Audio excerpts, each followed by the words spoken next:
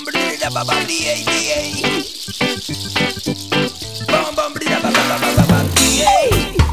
mi hermano, freedom is love. Ajá.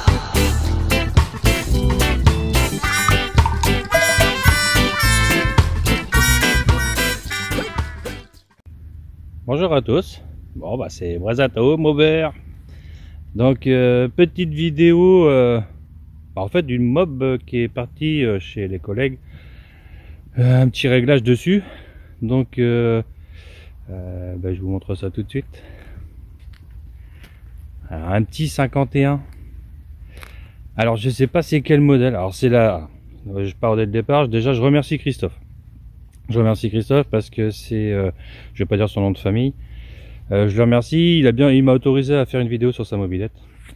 Donc je le remercie grandement.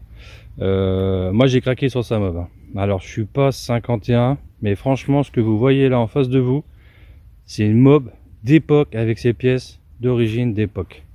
Hein, enfin d'origine. Des originaux plutôt. Donc flasque, carter, tout ça, tout est d'époque. Il l'a conservé depuis, d'après ce que j'ai compris, 1996.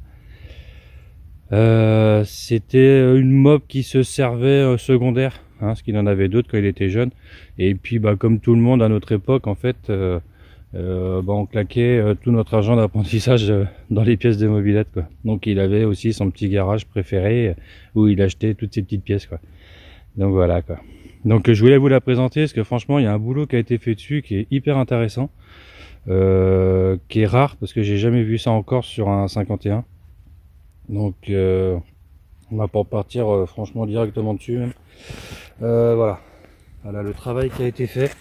Donc elle est un peu poussiéreuse, je l'ai essuyé un peu tout à l'heure, mais donc voilà le boulot qui a été fait, quoi. Franchement ce petit réservoir remastiqué, magnifique, et d'époque, hein, donc il a roulé un peu avec, on voit, et ça n'a pas fissuré. Donc d'après ce que j'ai compris, parce que je connaissais un petit peu le système, c'est le système choucroute. Donc une choucroute au départ, fibre et tout ça, et après mastiqué, quoi.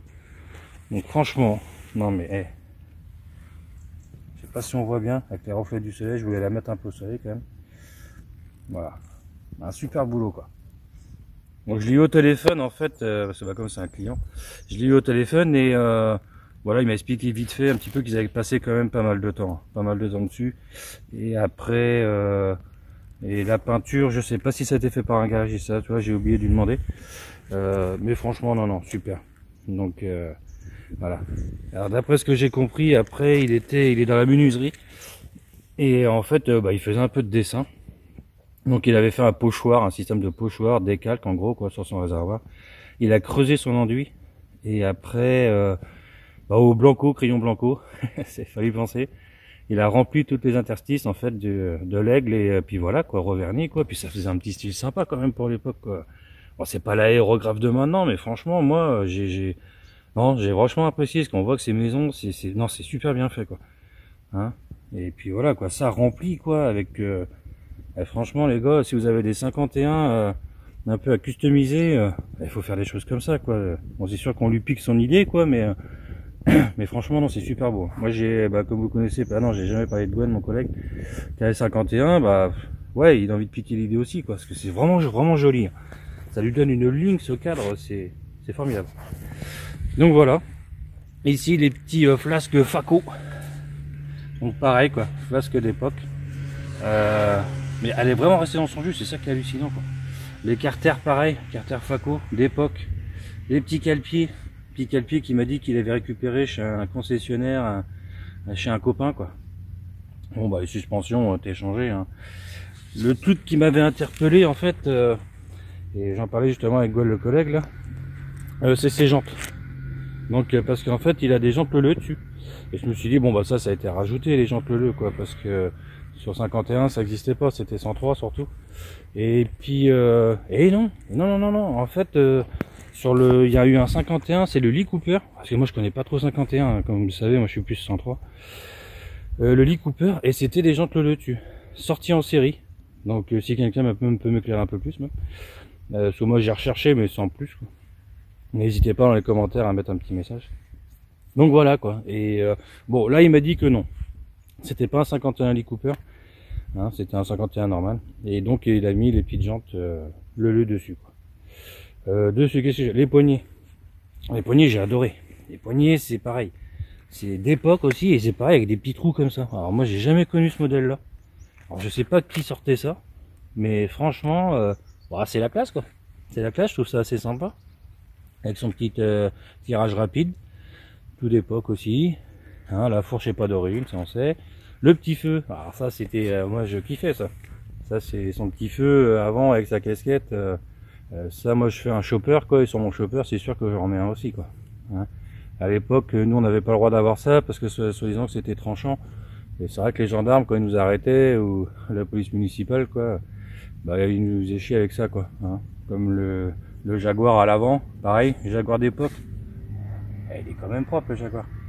Pareil, ils aimaient pas trop ce qu'ils disaient que si on rentrait dans quelqu'un, on pouvait les baisser. Ils ont pas tort. Hein. Dans un sens, on a quand même un truc qui est assez pointu devant et puis un truc tranchant. Donc c'est pas Mad Max non plus, mais, mais bon voilà quoi. Ils aimaient pas trop ça à l'époque. Donc petit garde-boue avant F1. Hein. Et, franchement, son Jaguar est propre. Quoi. Moi j'en ai un aussi d'époque là. Hein. Et bah, il est plus abîmé que ça. Hein. Non mais c'est la classe quoi. Donc en fait je crois qu'il a remis en route, il y avait un petit problème de kick dessus. Donc je crois qu'il a remis en route pour son fils. Hein, donc il y a eu les pignons de kick à changer et puis le carburateur à nettoyer, ça doit remettre en état. Hein, bon. Et puis bah, son petit pot ninja quoi. Petit pot ninja d'époque aussi. Voilà, on voit que ses petits pets dessus. Donc je l'ai pas entendu tourner, hein, je l'ai pas entendu la démarrer. J'aurais peut-être la chance de voir Christophe justement à ce moment-là. Mais j'ai pas entendu ça encore. Et bah, sa petite selle aussi, sympa. Donc je me suis quand même assis dessus. Et puis pour voir un peu le confort, bon bah moi c'est mort. Hein. Moi je suis 1m82, 94 kg. Déjà sur le XR c'est pas pratique. Hein. Heureusement que c'est ma femme qui la conduit, parce que moi je pourrais pas faire de route avec. Et là c'est pareil. Hein. Là faut pas être balèze, hein, parce que tout le guidon serré comme ça. Bon la selle confortable. Hein. Franchement la selle confortable. Ouais voilà quoi. Donc moi je pourrais pas conduire comme ça, c'est pas possible. Les épaules un peu trop larges.